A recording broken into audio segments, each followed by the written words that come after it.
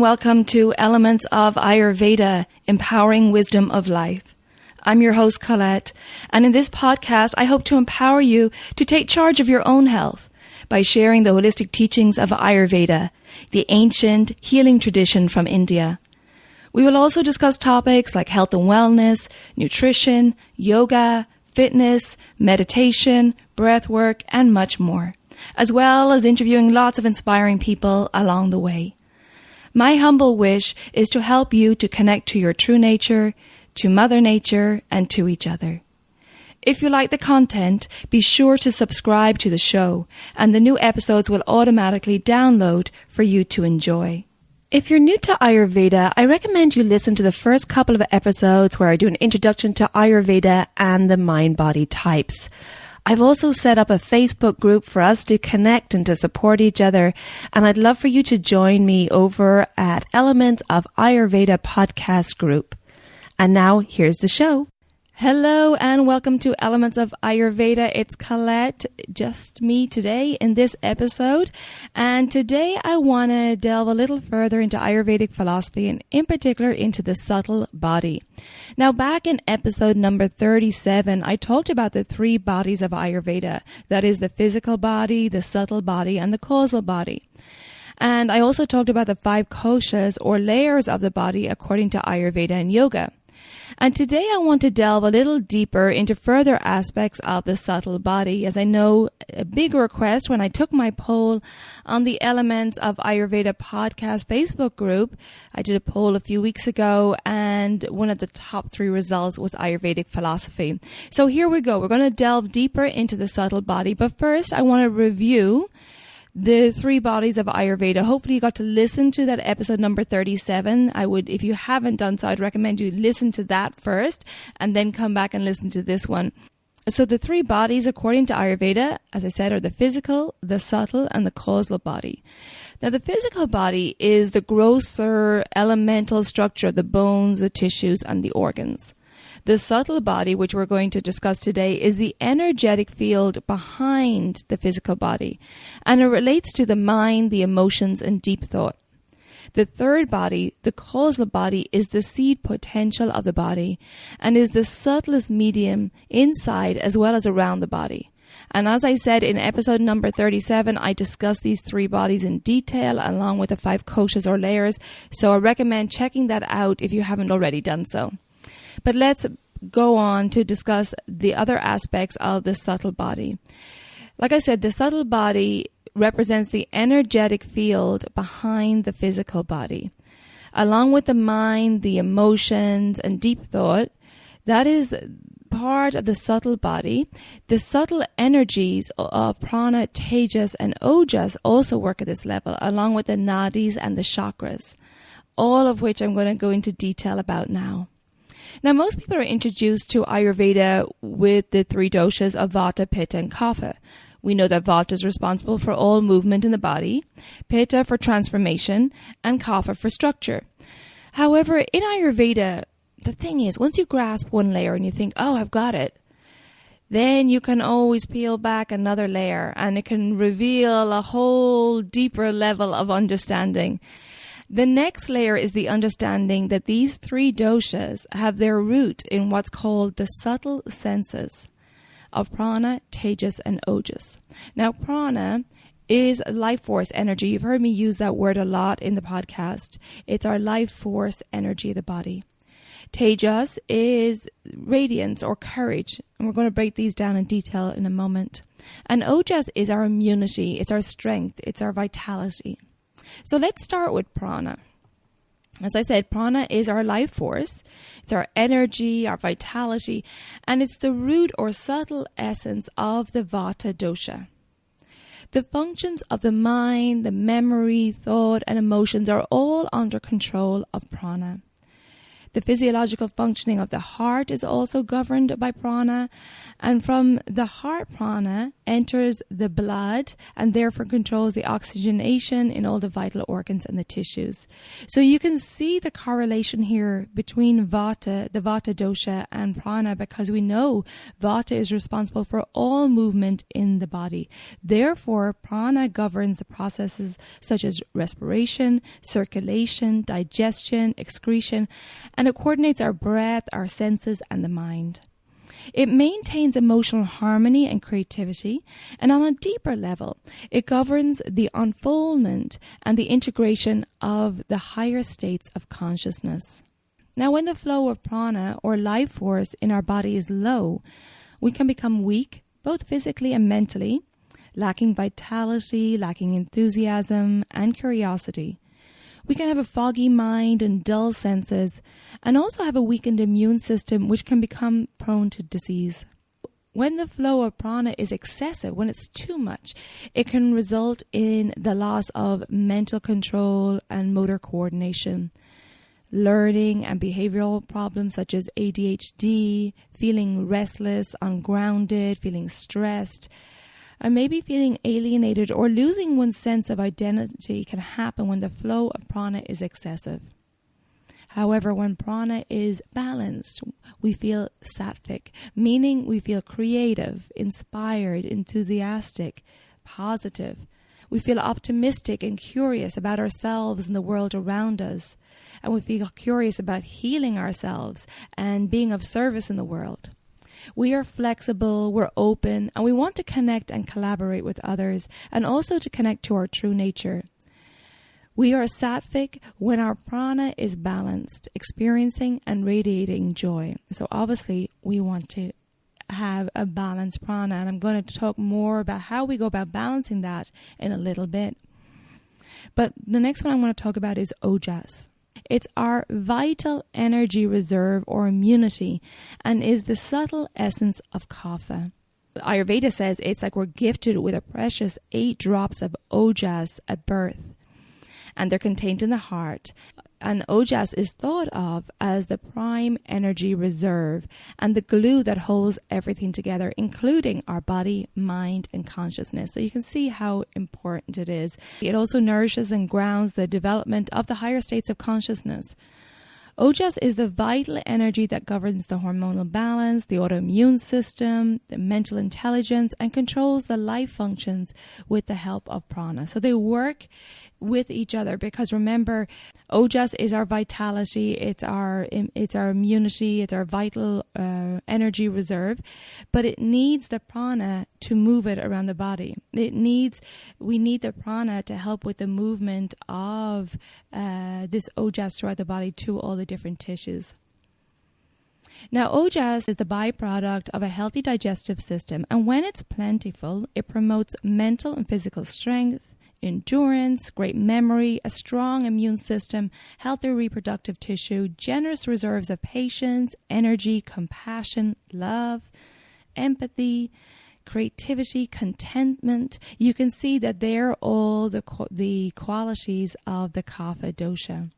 Because ojas is related to kapha, aggravation of kapha displaces ojas, and vice versa too. When ojas is displaced, it creates kapha-related disorders of lethargy, low immunity. There can be unresolved sadness, maybe some mental fatigue like that foggy mind, confusion. Also can lead to diabetes, numbness of the limbs, and looseness of the joints and the bones of the body. It will also create vata-related reactions such as fear, general weakness, being underweight, hyperactivity, erratic behavior. Could also cause premature aging and low immunity. Balanced ojas is necessary for the biological strength and immunity. And again, we're going to talk about how you do balance ojas in a moment. But first, I want to discuss the next subtle essence, and that is tejas. Tejas is the subtle essence of pitta. Pitta is responsible, as we know, for digestion via the Agni, or our digestive fire. Tejas is responsible for the further transformation of our food into the subtle tissues, and it's necessary for nourishing our tissues. Tejas also represents the fire, which helps us to digest our thoughts and metabolize the impressions we receive through our senses every day, and also to digest our emotions that occupy our mind. It's our inner radiance, our fearlessness, our courageousness, our intelligence, and our understanding. Tejas gives us vision to carry out courageous actions. And on a deeper level, Tejas governs the unfoldment of the higher perceptual abilities. If there's a deficiency in Tejas, it can lead to a lack of clarity and a lack of determination. When Tejas is aggravated, it actually burns away Ojas, which causes a reduction in our immunity and can result in autoimmune disorders, excessive weight loss, stress, and nervous disorders. It can also overstimulate prana activity. A lack of Tejas results in a sluggish digestion and a sluggish metabolism, overproduction of unhealthy tissue, which creates growth of tumors and obstructs the flow of pranic energy. Now, when Tejas is in the right balance, you radiate confidence and good health. You have a rosy glow on your skin. There is a vitality in the eyes, a clarity. Your mind is also clear. You feel fulfilled and motivated, and you shine with intelligence, energy, and vitality. So from these descriptions, you can see that while the doshas have their main influence within our gross physical body, Prana, Tejas, and Ojas work mostly on the level of our subtler bodies. Along with balancing Vata, Pitta, and Kapha, it's also important for physical and mental longevity and vitality that Prana, Ojas, and Tejas remain in balance. To create such balance, the body must be cleansed and rejuvenated. Now, as you know, Ayurveda recommends regular cleansing, particularly at the change of the seasons from summer to autumn and spring to summer, as the doshas can accumulate at these times and cause imbalances in the body. And Ayurveda also says that there's no one size fits all, so it's important that a cleanse is tailored to each individual needs. Now, along with the cleanse, it's important to do things like yoga and breath work and meditation. And these also should be tailored to a person's needs. And once the body and the mind is cleansed and the digestive system is reset, then the rejuvenation process begins to build back up a strong foundation of cells and tissues, along with implementing a routine of daily self-care practices that are in tune with the circadian rhythms, and also an education on how to maintain this balance via the right food, the right lifestyle, and mindfulness practices tailored to your mind-body type. Now, as you know, I do these cleanses on a regular basis. I do them privately throughout the year, and I also do group online cleanses at the junction of the seasons. And I'll put a link in the show notes here for my upcoming online cleanse. The next one is on September 27th. It starts. So if you're interested in hitting the reset button on your digestion and getting your doshas and subtle doshas back into balance, I highly recommend this. But it is important for us to take time out to give our body a break, especially if you're seeing any of those symptoms I talked about of overstimulation or understimulation of prana, Ojas, or Tejas. Well, then I would certainly recommend that you do a cleanse and, like I said, just reset the doshas, reset the subtle doshas, and take some time out to really get the body reset and back into balance. And then from there, get re-educated on how to live your life, how to eat, how to exercise, what type of routine is best to keep your mind-body type in balance, along with the subtle doshas as well. So I want to go a little further now and talk about how prana flows through the body. Prana flows through the subtle body via the channels called nadis. Now, nadis are not physical structures, but they are the subtle energy channels of the body through which the pranic or the life force energy flows in the subtle body. The nadis energize the subtle body, and it's like similar to the way the nervous system energizes the physical body. Now, there are 72,000 nadis in the body, and they come close to the surface at certain points. In Ayurveda, we call them marma points, but they're also known as acupressure points in Chinese medicine. And there are 14 important or main nadis that are the orifices in the physical body related to each nadi. Now, I'm just going to go through the location of those 14 now. So the first one is located at the top of the head. The next two are located in the channels of the ears, obviously one in each ear. The next two are located in the channels of the eyes. Then we have two at the channels of the nose. We have one at the channel of the tongue. We have two at the channels of the hands and feet. One at the channel of the stomach. There's another one at the channel of the skin. So basically that's the whole body. The next one is at the reproductive channel, and then the final one is at the elimination channel.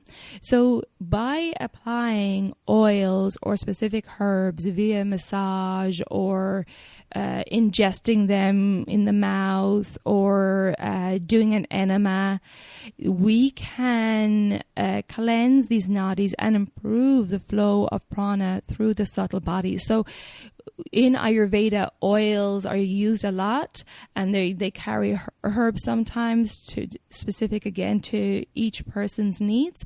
And you'll find that oil is often placed in these locations, in the ears, the eyes, the nose. We do the oil pulling for the tongue, and then on the hands and feet. And obviously we do the abhyangar for the skin, and then we often do enemas if needed in Ayurveda. So these are the orifices on the body where it's thought that by applying oil or specific herbs, you can cleanse the nadis. And also we have marma point massage as well in Ayurveda, just like acupressure massage, where you're pressing on these points to help with the flow of prana. Now, excess flow through the nadis can lead to hyperactivity of the mind. It can also lead to dizziness, sometimes vertigo, insomnia, really vivid dreams, and even perhaps hallucinations. If the flow of prana through the nadis is deficient, then it can lead to hypoactivity of the mind and emotions. So there's a dullness of the senses, there's a fatigue, there's a lethargy going on, like a foggy mind. And if there's a blockage of the nadis, this can lead to emotional blockage. It can also lead to nervous tension, difficulty in self-expression, and severe emotional pain as well. Flow outside of the proper channels can also lead to hallucinations and severe mental, emotional, or nervous pain. Inappropriate or extreme emotional outbursts, neurosis, all this can be caused when the flow outside of the proper channels happens. Now, it is said that narcotics, drugs, act by first increasing the flow of prana through the nadis by overstimulating them. However, the nadis become weak, causing deficient flow when it's repeated. So that's what happens. So there is that first, buzz from taking these narcotics, and then the nadis become weak, causing deficient flow. So the final effect is a weak flow of prana from taking narcotics. Now, what can take our nadis out of balance? Well, it's improper diet, a lack of exercise, not living in tune with the circadian rhythms, negative emotions, negative ego, narcotics that we just talked about, overburdening the body, suppressed emotions. Obviously, stress will have an effect. And along with the oils that we mentioned, putting the oils on the different orifices of the body, we can maintain the flow of energy through the nadis with a sattvic diet. Yoga, meditation, pranayama, all these things I talk about on a regular basis. And of course, in Ayurveda, we know there's no one size fits all. So it's best to talk to an Ayurvedic expert and have the foods and the yoga, the meditation, the breath work tailored to you. However, there's one pranayama breath work that's really good, and this is for Nadi, the Nadi channels, and this is called Nadi Shodhana, or alternate nostril breathing. And the alternate nostril breathing balances the flow of energy through the nadis. A balanced flow of the prana is really the key to good health. Now, I have a breathwork video that I'll attach as a link in the show notes, and it gives you a sample of lots of different breath work, pranayama, which you can sample them out. But I highly recommend trying out the Nadi Shodhana, the alternate nostril breathing, and practicing this for about 3 to 5 minutes daily. Now, you can do it different times. Maybe you might want to do it for 3 to 5 minutes before meditating, especially if you're meditating and your mind is very active, or you feel ungrounded. Doing 3 to 5 minutes of Nadi Shodhana, alternate nostril breathing before meditation, is great to really ground and balance the body. You could also do it in the middle of your day. Like sometimes I recommend to clients, if they have a hard time transitioning between tasks, or they find themselves multitasking too much, I recommend that between tasks they stop and they do a little bit of Nadi Shodhana, just to define the moment of stopping from one activity and going into another. This is extremely helpful, I think. At the end of the day, you just come home from work, maybe you commuted in traffic, maybe your nervous system is just energized from being around a lot of people, or being in traffic, or on the subway. And doing Nadi Shodhana before you go on with the rest of your evening, before you start preparing your dinner, is a great thing to do, because it's just calming the nervous system. It's really just letting your body know, okay, it's a transition from the end of day. Now I'm home. I get to relax. I want the good energy going into the food I'm about to prepare. So I highly recommend trying that as a transition from work to your evening. Now, as prana flows through the body, it collects in the energy vortexes of the body, which are also known as chakras. I'm sure you've all heard of chakras, and I'm going to talk now about the chakras. The chakras are part of the subtle body, and they are the junction between the physical body and the causal body. So the three bodies are said to be knitted together at the chakras. Now, chakra is a Sanskrit word meaning wheel, and connects the three bodies to work in unison. The chakras help to regulate the physical body and connect the causal body. And the nadis, they crisscross up the body, intersecting at the chakras.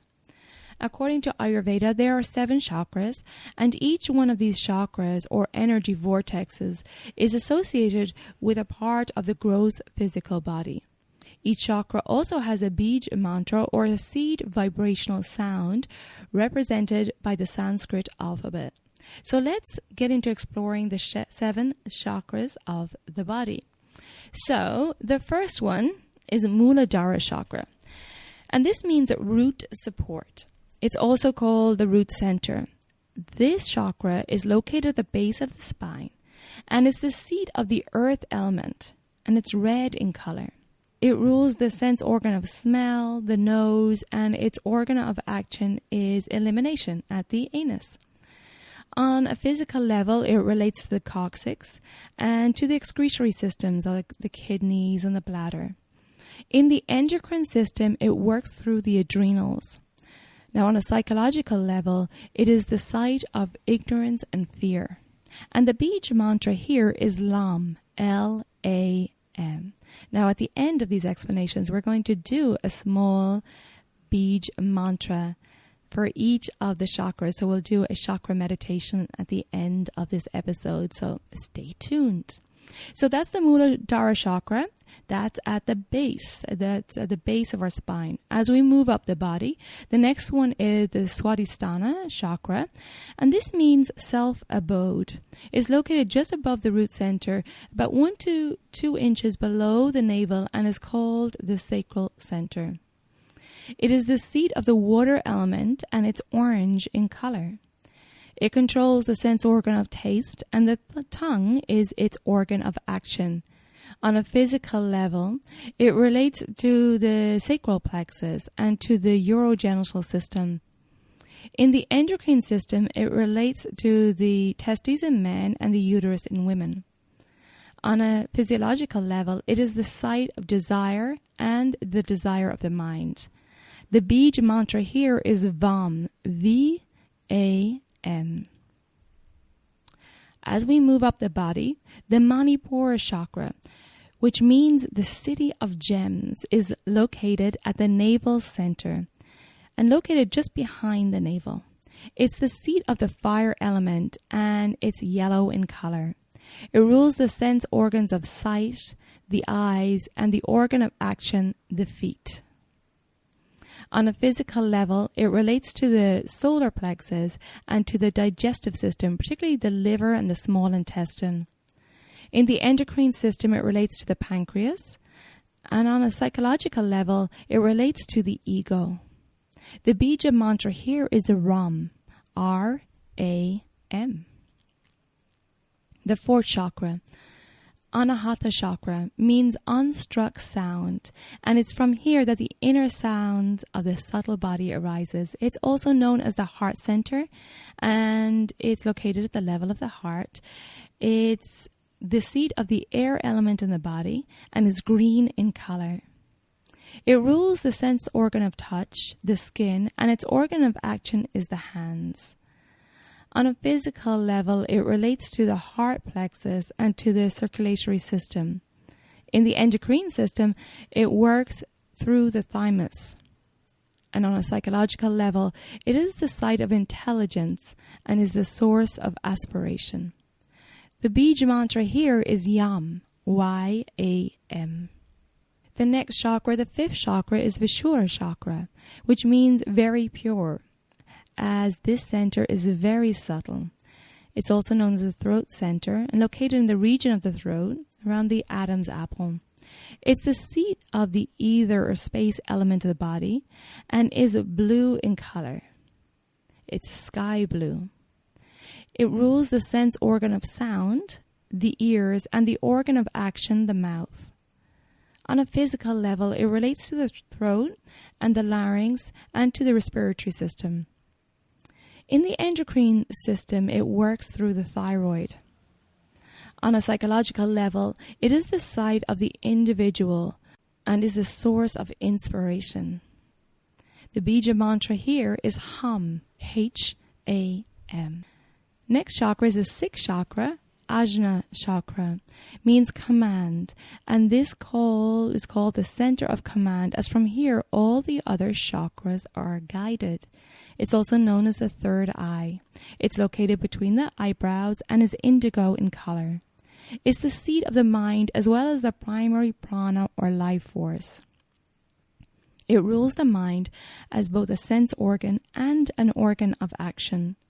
On a physical level, it relates to the cerebellum and the medulla oblongata and governs the involuntary nervous system. In the endocrine system, it works through the pituitary gland. On an inner or psychological level, it is the site of the universal soul or Atman. The Bija Mantra here is Ksham, meaning patience, peace, fortitude. Ksham is spelled K-S-H-A-M. The final chakra, Sahasrara Chakra, also known as the crown center, as it is the same as the astral brain. It's located right at the top of the head. It's the seat of the true self, of consciousness. It is the source and guide of all the energies of the body. It's the essence of life itself and is violet in color. On a physical level, it relates to the cerebrum and governs the voluntary nervous system. In the endocrine system, it functions through the pineal gland. And at the psychological level, it is the location of the Supreme Self. The Bija Mantra here is Om, O-M. So there are the 7 chakras. Now, in summary, the chakras from 1 to 3, the lower 3 chakras, are about basic survival. They're about our foundation, our basic needs. Chakra 4 is love and is the junction between the lower and the upper chakras. Chakras 5 through 7 are light and consciousness. Now, unfortunately, many people are stuck in the lower 3 chakras, living out the desires of the lower 3, sleeping, egotism, repeating the same actions, and not engaging in the activity to find a spiritual or true self. Our goal is to bring awareness to every layer of our being, clear any blockages that may be inhibiting our chakras from spinning at their highest frequency potential, leading us into a more blissful state, a blissful existence. So now I'd like to look at the chakras in relation to the doshas, which is really interesting. So the lower 3 chakras, we said, are all about our basic needs, and they govern most of the processes of the physical body. And so most of the physiological functions occur mainly through the lower 3 chakras. The Mooladhara, or the root chakra at the base of the spine, is related to Vata, and many Vata disorders are due to an imbalanced energy at this chakra. The Swadisthana Chakra, or sacral chakra, is located in the region of the sex organs and is related to Kapha. And many Kapha problems are due to an imbalance at this chakra. The second chakra. The third chakra, or Montipora chakra, or the navel center chakra, is related to Pitta. And most Pitta problems involve a dysfunction of the Montipora chakra. And this is why today we're going to do a chakra meditation that works on balancing the chakras. So we'll talk about more of that in a moment. But I also want to look at the relationship between the chakras and the gunas now. The mental gunas of Tamas, Rajas, and Sattva. So a tamasic person's mind is said to be confined to the lower 3 chakras. We talk about Tamas as that feeling of lethargy, of inertia, of having no motivation. So it's said that when a person has a tamasic mental quality, a mental guna of Tamas, their mind is confined to the lower 3 chakras. The mind dwells in the sensory habits and becomes a prisoner of attachment to pleasure, to inertia, and to suffering. The Rajasic person is centered in the Anahata chakra at the heart center, the midpoint between the higher spiritual and the lower sensory chakras. So you've got 3 below are the lower sensory chakras, and the 3 above are the higher spiritual chakras. And the person with a Rajas mental quality is centered at the Anahata, or the heart center, right in between the 2. So this person has the power to turn the consciousness upwards towards the spiritual centers, or downwards into the infernal spheres of delusion.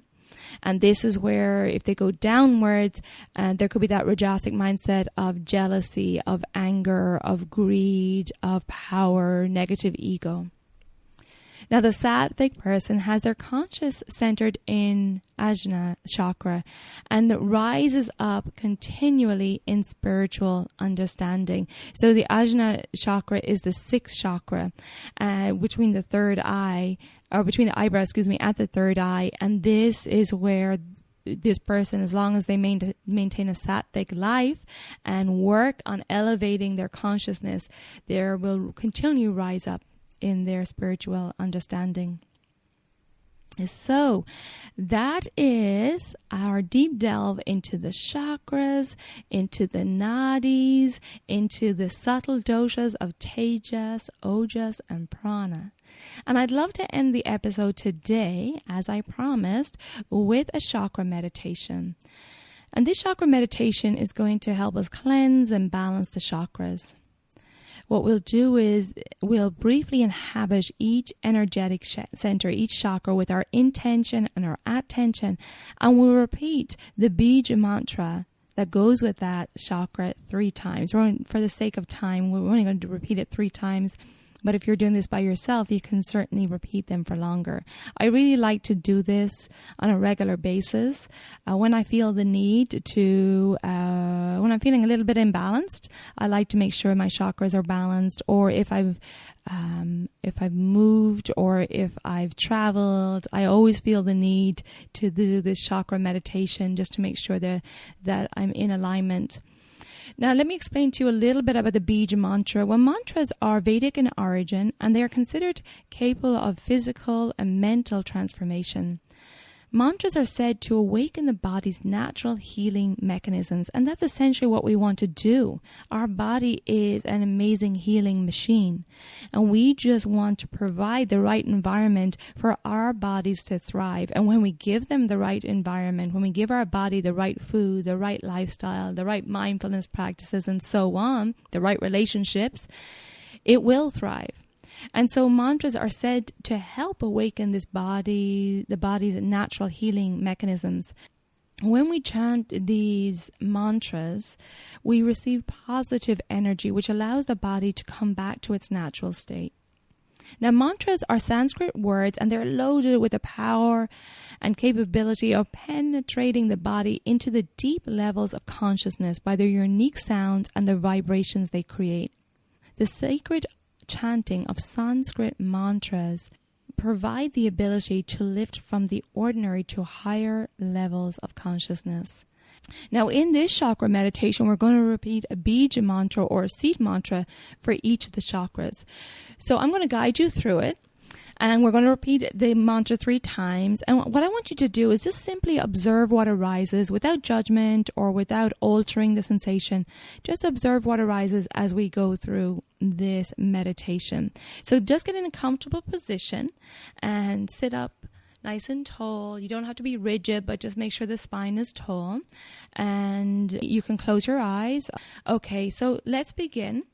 We're going to start first with the Muladhara Chakra, which, as I said, is located at the base of the spine, and it's red in color. And the Bija Mantra is LAM, L-A-M. So what I want you to do now is bring your attention to this area, the root of the spine. Visualize the color red, and we're going to repeat the mantra LAM, L-A-M, 3 times. So what we're going to do is that we're all going to inhale together, and then on the exhale, we'll repeat it. Okay, so inhale through your nose. Lam.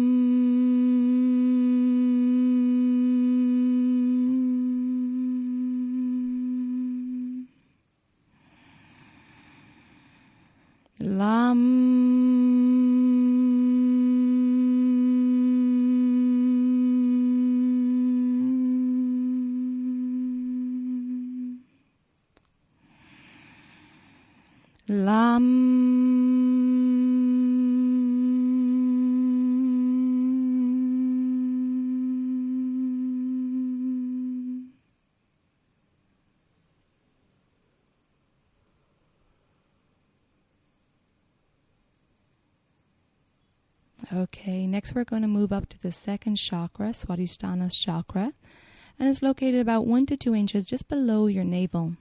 It's orange in color, and the Bija Mantra here is VAM, V-A-M. So bring your attention to this area, visualize the color orange, and we're going to repeat the mantra VAM, V-A-M, 3 times. Inhale through your nose. Vam.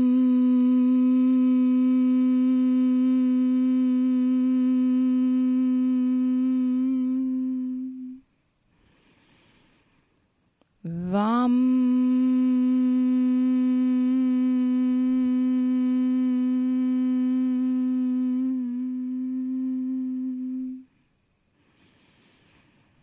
Vam.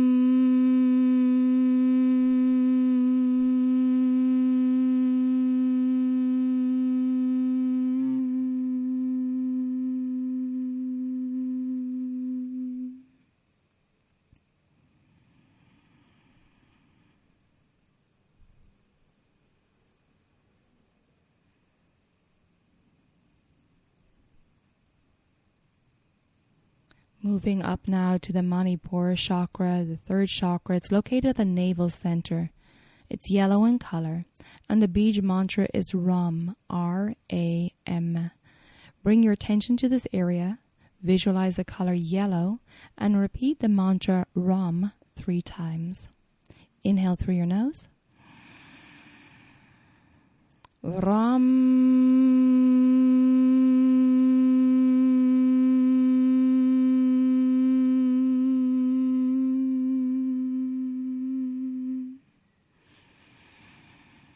Ram.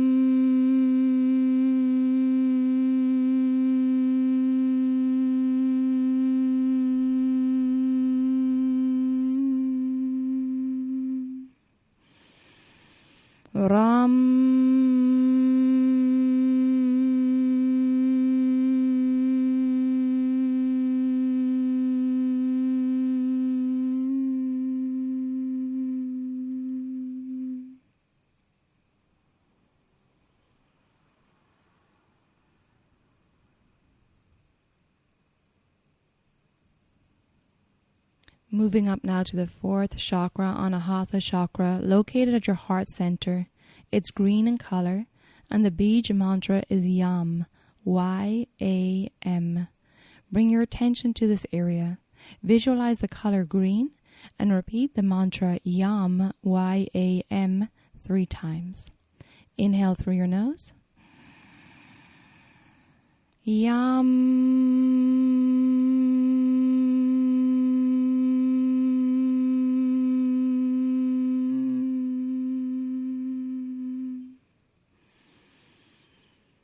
Yam.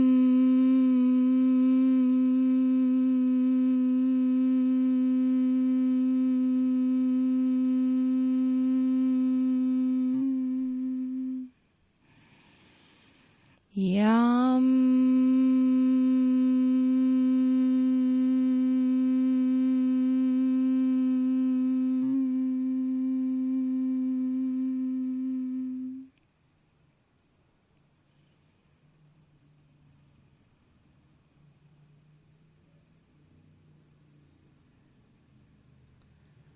Now we move up to the fifth chakra. Vishera Chakra is located at the base of the throat, at the Adam's apple. It's sky blue in color, and the Bija Mantra here is Ham, H-A-M. Bring your attention to this area, visualize the color blue, and repeat the mantra Hum, H-A-M, 3 times. Inhale through your nose. Hum.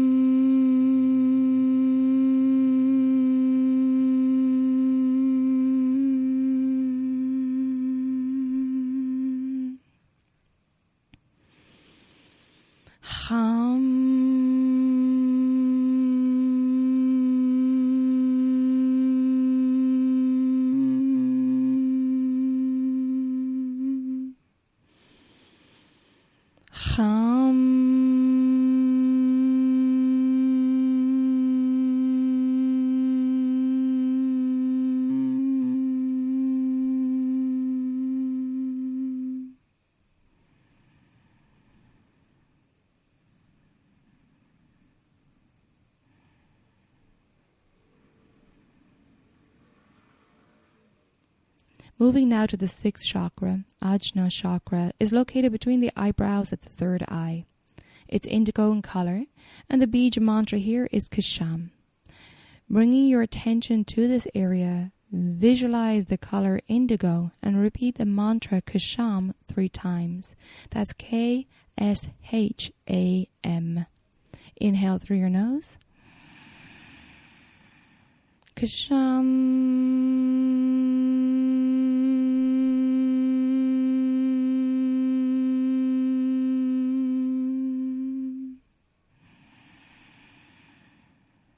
Ksham.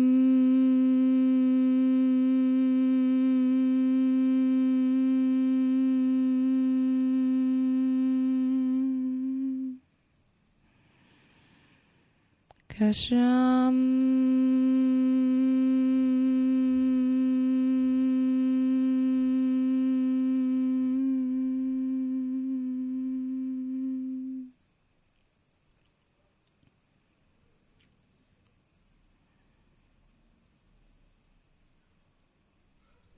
The final chakra, Sahasrara Chakra, is located at the crown of the head. It's violet in color, and the Bija Mantra is Om, O-M. Bring your attention to this area, visualize the color violet, and repeat the mantra Om 3 times. Inhale through your nose. Om.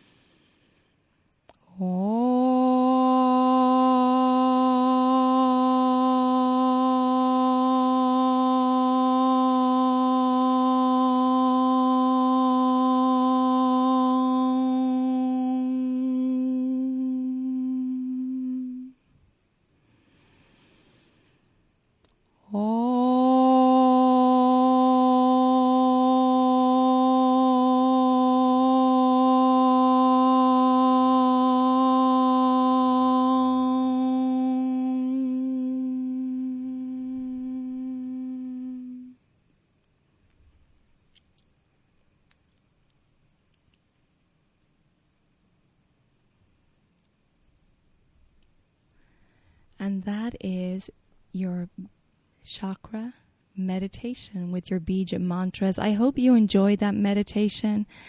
Like I said, you can do this anytime you feel like you need it, maybe at the end of your meditation. I often prescribe it to people if I get intuition that they need to balance some of their chakras, and if they're having a problem with a particular area of the body, then I oftentimes will prescribe a chakra meditation for that area.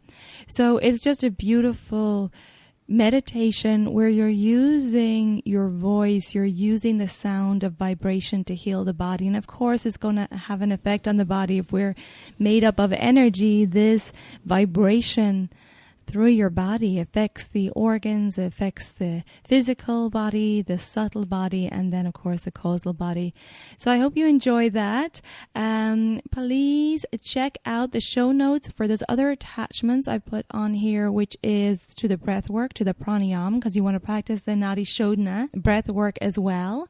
And also, I'll put the cleanse info here. Remember that group cleanse, the online group cleanse, which includes a private consultation to tailor the cleanse to you, starts September 27th. And obviously we need to schedule your private 90-minute consultation. So if you're interested, I recommend that you sign up as soon as possible so we can book you in, because there's a limited number of slots. I only have a limited number of hours in which to do the private consultations. So make sure you check that out. I'd love to support and guide you on resetting your digestive system and resetting your doshas, and also the subtle doshas of Prana, Tejas and Ojas. Thank you so much for listening to this episode. And as always, I really thank you for your support. It really helps a lot. If you know anybody who is interested in this information, or you feel this information would help them, please share the episode. If you're listening to it in the iTunes podcast, you can just click on the 3 dots and share, and you can share by text or by email. Share it with those people you feel may need this information to help them. We're trying to get that word of Ayurveda out there to help people take their health into their own hands, and our contentment and our health and our vitality is within our own hands, that we have the power to change that ourselves. So thanks again, everybody. Take good care of yourself, and I look forward to connecting with you soon. All the best.